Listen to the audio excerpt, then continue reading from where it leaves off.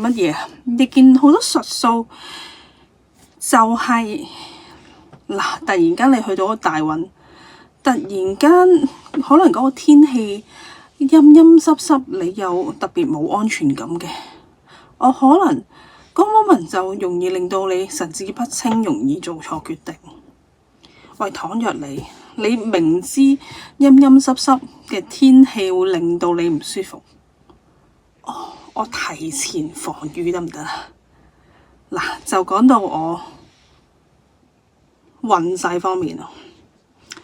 譬如你購買我嘅高維能量水晶，去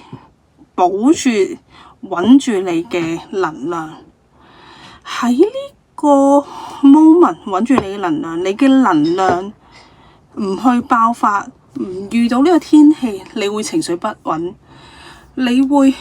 好鎮定咁做決定，咁你個運係咪保得住啊？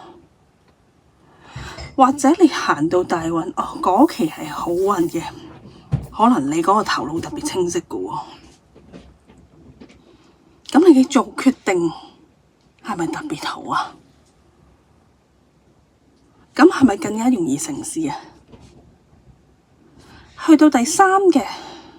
講風水啊嘛，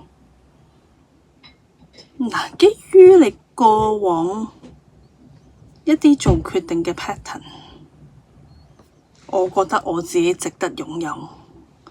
先去揀一個好嘅風水去滋養自己。倘若我覺得自己唔值得被愛，覺得唔值得擁有一個好環境去滋養我嘅時候，